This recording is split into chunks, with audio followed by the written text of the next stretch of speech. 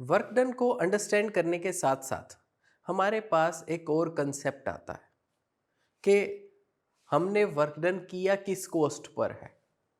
हम work done करेंगे तो उसके लिए कुछ तो हमें चाहिए। अगर हम ज़्यादा वर्क डन करेंगे तो उसके लिए हमें ज़्यादा एनर्जी चाहिए, कम वर्क डन के लिए कम एनर्जी चाहिए। So there should be some kind of relation between energy and work done. अगर आप इन टॉपिक को और अच्छे से पढ़ना चाहते हैं तो आप लखवीर सिंह मंजीत कौर की बुक 9th क्लास के फिजिक्स के लिए जो है पब्लिश्ड बाय एस चांद पब्लिशिंग को रेफर कर सकते हैं।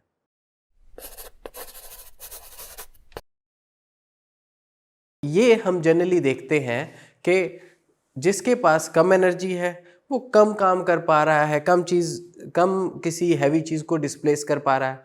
लेकिन उसी की जगह पर अगर किसी के पास ज़्यादा एनर्जी है तो वो ज़्यादा डिस्प्लेसमेंट कॉज कर सकता है, उसी हैवी सामान को बड़ी जल्दी जल्दी उठाकर ले जा सकता है।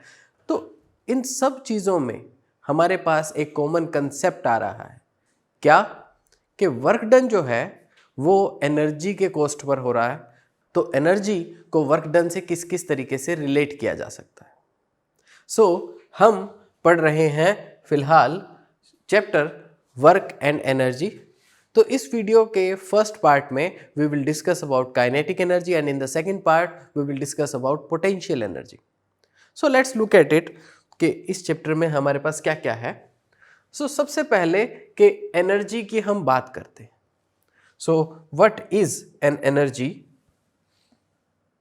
द बेसिक डेफिनेशन अगर हम बात कर रहे हैं यहाँ के एनर्जी की, आपके पास क्या है? If a person can do a lot of work we say that he has a lot of energy. तो ये एक जनरल लाइफ की बात है जो हम जनरली किसी के बारे में भी कहते हैं।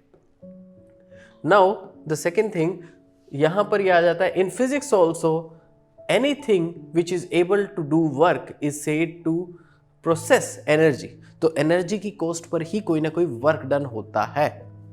एंड हम कह सकते हैं thus energy is the ability to do work. जितनी आप में एनर्जी होगी उतना ही वर्क डन कर पाओगे। लेकिन इसको थोड़ा सा अभी हमें मैथमेटिकली समझना पड़ेगा। Mathematically we will look at it. लेकिन सबसे पहले हम जानना चाहेंगे कि कितने कितने तरह की एनर्जीज हमारे सराउंडिंग में, हमारे आसपास होती है। Let's look at it. Let us take one example to be more clear. To cut a log of wood into small pieces, we have to raise the axe vertically above the log of the wood and some work has to be done in raising the axe. तो वो axe उठाने के लिए हमने कुछ काम किया। If the axe is not allowed to fall on the wood, it can do work in cutting the wood. Thus, the work done in raising the axe has been stored up in। तो हमने जो energy उसमें store की, हमने वो उसे वापस हमने क्लेम किया एंड देन हमने इस लॉग को तोड़ा। The amount of energy processed by the body is equal to the amount of work it do when the energy is released.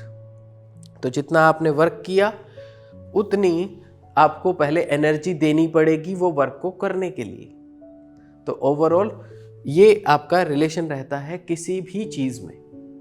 तो जितनी आप एनर्जी अपनी कंज्यूम करोगे उतना आप वर्क डन करोगे। नाउ यूनिट्स ऑफ एनर्जी क्या होते हैं? अब एनर्जी, क्योंकि हमने पहले पढ़ा था कि जी वर्क डन क्या होता है, तो वर्क डन के यूनिट्स हमने पढ़े थे। लेकिन हम ये सीधी सीधी बात समझ पा रहे हैं कि जितनी एनर्जी उतना वर्क डन, जितनी एनर्जी उतना वर्क डन। तो हमारे पास क्या रिलेशन होना चाहिए इसका कि तो यूनिट्स ऑफ एनर्जी जो हैं वो भी सेम होते हैं लाइक वर्क डन। लेकिन थोड़ा सा अंडरस्टैंडिंग में इसमें फ़र्क है आपके पास। What is the difference? कि इसमें भी आपको जूल से रिप्रेजेंट करते हैं हम इसको, ठीक है। तो ये जो जेम्स प्रेस्कॉट जूल, ये जो साइंटिस्ट हैं, इनके नाम पे, जिन्होंने इस फील्ड में काफ़ी वर्क किया, ठीक है, उनके नाम पे या हमने ऐसा यूनिट इसको बनाया है। लेकिन अब हम क्या कहते हैं कि पहले था okay work done is joule, that's it, newton into metre. अब हमारे पास आ गया the energy required to do 1 joule of work is called 1 joule energy. तो 1 जूल वर्क को करने के लिए आपको 1 जूल एनर्जी की ज़रूरत पड़ेगी। अब बस डेफिनेशन में थोड़ा सा बदलाव है कि आपने उतना वर्क डन करना है और उतनी ही एनर्जी आपने लगाई है। That's it. नाउ हम देखते हैं कि हम काफ़ी हद तक जितना पढ़ते हैं तो उसमें हमने देखा है कि किलो जूल में, क्योंकि जूल एक very small amount of work done है या एनर्जी है जो हम डेली लाइफ में देखेंगे जितने प्रोसेस उनके लिए, तो इसलिए हम जनरली काफ़ी जगह पर ये देखेंगे कि किलो जूल में आपको न्यूमेरिकल्स में एनर्जी गिवन मिलेगी। जब वो किलो जूल है तो हम उसे 1000 जूल में कन्वर्ट करके देन हमारे न्यूमेरिकल्स को हम सॉल्व कर सकते हैं। इसके अलावा एक और इसका यूनिट होता है जो कि मतलब जो फिजिकल प्रोसेसेस थे उनके थ्रू डेवलप हुआ, जो कि ऐसा यूनिट नहीं है जो आप जनरली सुनते हैं कि कैलोरीज, कितनी कैलोरीज आपने बर्न की है आज के दिन में या कितनी कैलोरीज इनटेक ली है खाने से जो हमें एनर्जी मिलती है, तो इसका मतलब कितनी कैलोरी आपने एनर्जी ली है। So that is equal to 4.2 joule. 1 calorie is equal to 4.2 joule. तो उसका भी कोई आपका मैकेनिकल जो प्रोसेसेस हैं, कई सारे प्रोसेसेस में वो डेफिनेशन यूज़ में आने लगी, लेकिन जो हमारे बाकी न्यूटन, मीटर और इन सब सिस्टम के साथ एग्जिस्टिंग जो डेफिनेशन थी जिसे हमने एसआई यूनिट बनाया वो हमने जूल को बनाया। नाउ लेट्स लुक एट के कैसी अलग अलग तरह की एनर्जीज हमारे पास हो सकती हैं। तो वर्क डन तो एक ही फॉर्म में हमने देखा, लेकिन वर्क डन के लिए आपके पास जो डिफरेंट फॉर्म ऑफ एनर्जीज हैं वो कहाँ से आएंगी। तो एक आपके पास है, एक फॉर्म ऑफ एनर्जी आपके पास होती है kinetic energy.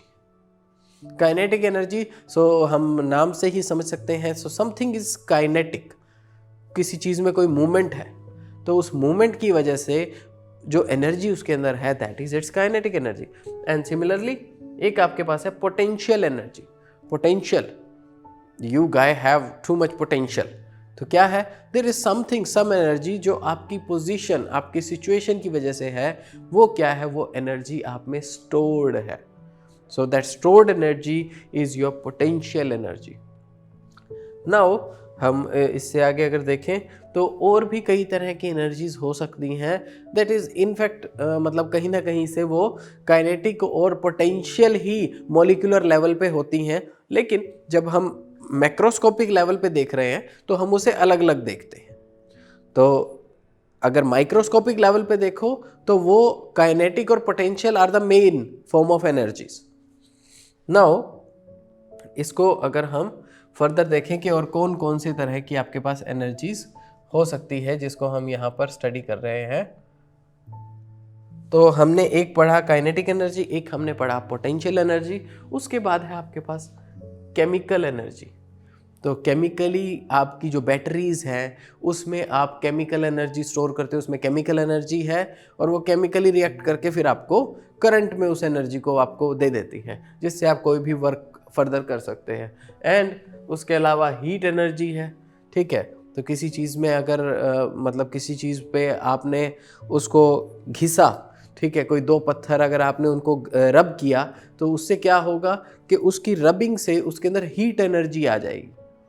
And light energy, तो जो भी बैटरी से जो आपका करंट फ्लो हो रहा है, ठीक है, किसी बल्ब में, वो किस में, लाइट एनर्जी में कन्वर्ट हो रहा है। सिमिलरली साउंड में, इलेक्ट्रिकल एनर्जी में एंड न्यूक्लियर एनर्जी, ये सब फॉर्म ऑफ एनर्जीज हैं जो आपके पास यहाँ पर प्रेजेंट है अलग अलग फॉर्म में, जिससे हम कोई ना कोई वर्क करवा सकते हैं। नाउ हम देखते हैं कि काइनेटिक एनर्जी जो most famous, most important and in सब के पीछे बैकग्राउंड में जो सबसे ज़्यादा यूज़ होती हैं वो है आपके पास kinetic energy and potential energy. So let's look at what is our kinetic energy. So kinetic energy क्या है, the energy of a body due to its motion is called kinetic energy. तो कोई चीज़ रुकी हुई है, इसकी काइनेटिक एनर्जी फिलहाल 0 है। ये चीज़ अगर चल रही है एक पर्टिकुलर वेलोसिटी से, देन आप कहते हो कि यस, इसकी कुछ ना कुछ काइनेटिक एनर्जी है। सो ये जो आपके पास काइनेटिक एनर्जी है, ये क्या है, ये उसके मोशन की वजह से है, ठीक है, because of its motion is called its kinetic energy. तो इसमें आपने कई सारे एग्जाम्पल देखे कि जैसे क्रिकेट में बॉल जो है वो स्टंप से जाके टकरा जाती है, तो वो क्या है, उसके पास काइनेटिक एनर्जी थी, इसलिए उसने स्टंप्स को इधर से उधर कर दिया। इसी तरह से ये जो आपके पास रनर हैं जो भाग रहे हैं, या ये जो आपके पास बाइक है ये जो चल रही है, ठीक है, ये सब क्या है, इन सब में मोशन है फिलहाल के टाइम पे, और मोशन है इसका मतलब ये क्या है, आपकी काइनेटिक एनर्जी है। नाउ इसको हम अगर फर्दर इसको हम देखें तो काइनेटिक एनर्जी तो ठीक है, बट इसका फॉर्मूला क्या है, हम इसको कैलकुलेट कैसे कर सकते हैं। सो लेट्स लुक एट इट के इसको हमें कैलकुलेट कैसे करना है। तो पहले ये कहा गया है कि the kinetic energy of the moving body is measured by the amount of work it can do before coming to rest. तो जितनी उसके अंदर एनर्जी है उतना मतलब वो वर्क डन कर सकती है। ठीक है, क्या कहा मैंने कि जितना भी किसी चीज़ में जो ऑब्जेक्ट आपका v वेलोसिटी पे है, कोई ऑब्जेक्ट आपका v वेलोसिटी पे है, अब उसके अंदर कितनी एनर्जी आपको पता करना है। तो क्योंकि हमें ये बात पता है कि जितना वर्क डन उतनी एनर्जी, जितनी एनर्जी उतना वर्क डन, तो जितनी एनर्जी उसमें है उतना वो वर्क डन कर सकती है। तो हमें क्या करना है कि उस वेलोसिटी से जीरो वेलोसिटी तक आने तक कितना वर्क डन हुआ ये हमें फाइंड आउट करना है। तो हमें पता चल जाएगा कि उसकी एनर्जी कितनी है। Okay, let's do it. तो हमें पता चलेगा कि कैसा ये एक्सप्रेशन है, इजी है, डिफ़िकल्ट है, वो अभी हम थोड़ी देर में देख रहे हैं। कि जो डेफिनेशन है हमारे पास वर्क डन की, सो एज यूजुअली वो हमारे पास वर्क डन की ये डेफिनेशन है फोर्स इनटू डिस्टेंस, जो हमने पहले डिस्कस की है हमारी पिछली वीडियो में।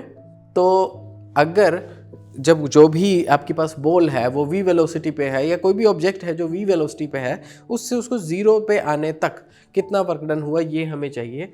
तो आपके पास जो काइनेटिक एनर्जी है वो वर्क डन में कन्वर्ट होगी। ठीक है, तो हमने क्या कहा, this means that all the kinetic energy of the body has to be used up in doing work W, तो तभी वो रेस्ट पे आएगी। अब तो ये कितना वर्क डन होगा, तो kinetic energy is equal to जो वर्क डन की हमारे पास डेफिनेशन है F इंटू एस, ये हमने यहाँ पे पुट किया first part of our expression. Simplified way में आप इसको बहुत इजीली समझ सकते हैं। Now the second part of our expression, उसमें हमें पता है कि ये हमें बेसिक चीज़ ये पता है कि ओके, जो एक्सेलरेशन है, अगर ये फोर्स हमें कैलकुलेट करना है तो समहाउ अगर हम एक्सेलरेशन कैलकुलेट कर लें तो m इंटू ए करके फोर्स आ जाएगी, एंड उसका डिस्प्लेसमेंट के साथ किसी तरीके से कोई रिलेशन बन जाए तो हमारे पास ये काइनेटिक एनर्जी या ये वर्क डन कैलकुलेट हो जाएगा। तो हम क्या देखते हैं कि हमने ये एक्सप्रेशन पढ़ा है कि v square is equal to, वैसे हमने ये पढ़ा है v square equal to u square plus 2s, but यहाँ because of some certain reasons ये इसको इसी तरीके से लिखा है। ठीक है, तो लेकिन उसका कोई फ़र्क नहीं है, उसमें कोई प्रॉब्लम नहीं है। तो v square equal to u square plus 2as ये आपके पास इस पिक्चर में है। अब हमें क्या चाहिए, हमें चाहिए कि जो उसकी initial velocity of the body है वो तो v है, तो ये कैपिटल V यहाँ क्या होता है, ये आपके पास फाइनल वेलोसिटी होती है, and this final velocity is equal to 0। तो जो ये फाइनल वेलोसिटी है ये आपकी इक्वल टू 0 है, initial velocity of the body है वो v है, एंड जो एक्सेलरेशन है ऑब्वियसली वो नेगेटिव एक्सेलरेशन है, क्योंकि v वेलोसिटी से वो ऑब्जेक्ट 0 पे चला गया है, तो वेलोसिटी कम हो रही है तो नेगेटिव एक्सेलरेशन है, और उसने s डिस्टेंस आपका ट्रेवल किया है। Now putting these values in this expression, तो ये हमें मिलता है लाइक दिस। तो हमारे पास v स्क्वायर जो है वो 2as के इक्वल हो जाता है, तो v square is equal to 2as, ये हमें एक्सप्रेशन मिला।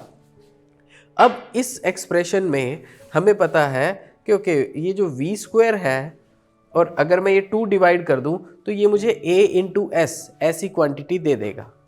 तो a इंटू एस ये जो फोर्स है this is mass into acceleration, m into A, and a into S जो इसमें क्वांटिटी आ रही है उसको हम यहाँ से सब्सटीट्यूट कर सकते हैं। सो बस हम इसको सब्सटीट्यूट करते हैं, तो यहाँ पर f is equal to m a है हमारे पास।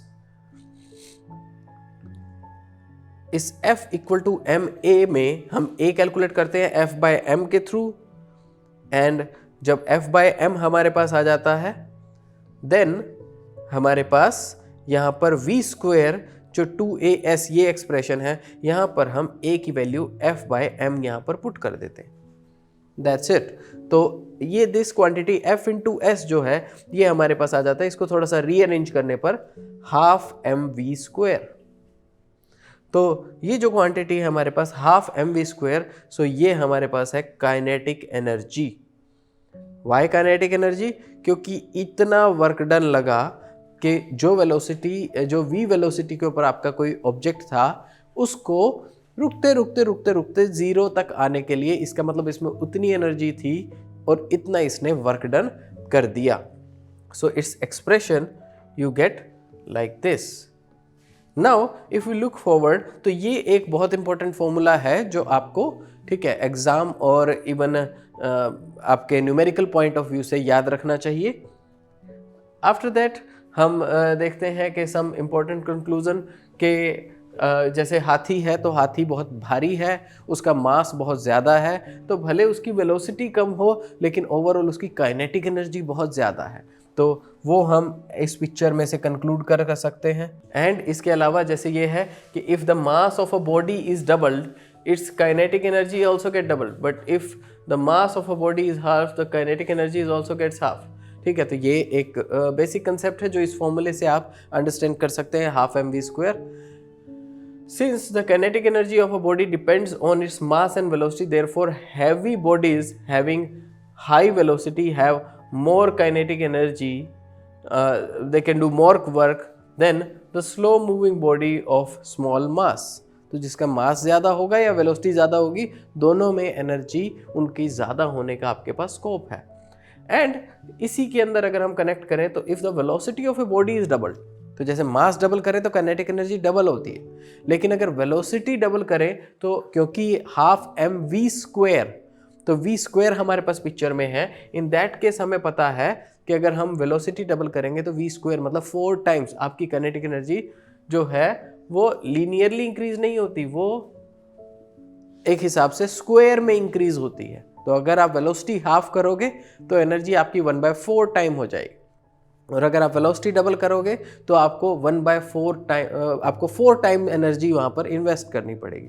सो ये कुछ बेसिक कंक्लूजन्स है जो यहाँ पर हम अप्लाई कर सकते हैं। Now there are some numericals जो आप यहाँ पर देख सकते हैं कि kinetic energy simple formula based, ये एक न्यूमेरिकल है, देन उसमें कुछ फर्दर चीज़ें ऐड करके, ठीक है, आपके कंसेप्चुअल बिल्डअप को स्ट्रॉन्ग करने के लिए ये फर्दर न्यूमेरिकल्स इसके अंदर ऐड किए हुए हैं। तो ये आप सब न्यूमेरिकल्स परफॉर्म कर सकते हैं।